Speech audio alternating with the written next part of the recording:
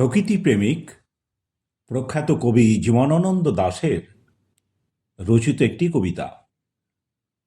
কবিতার শিরোনাম আকাশে সাতটি তারা।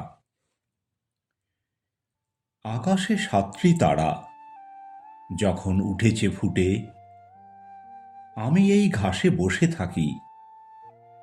কামরাঙা লাল মেঘ যেন মৃতমণিয়ার মতো গঙ্গাসাগরের ঢেউয়ে ডুবে গেছে।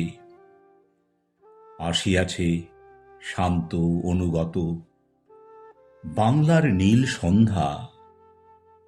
কেশবতী কন্যা যেন এসেছে আকাশে।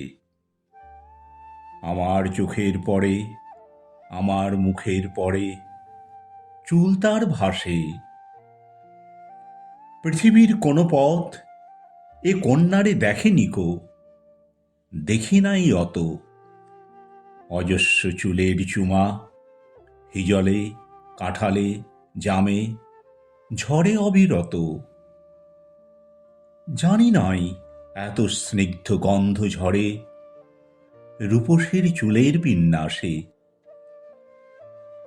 পৃথিবীর কোনো পথে নরম ধানের গন্ধ, কলমির ঘ্রাণ, হাঁসের পালক, স্বর, পুকুরের জল, চাঁদা সরপুটিদের মৃদু ঘান, কিশোরীর চাল ধোয়া ভিজে হাত, শীত হাতখান, কিশোরের পায়ে দলামুথা ঘাস, লাল লাল বটের ফলের ব্যথিত গন্ধের ক্লান্ত নীরবতা।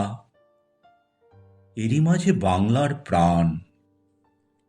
আকাশে সাতটি তারা যখন উঠেছে ফুটে, আমি পাই টের।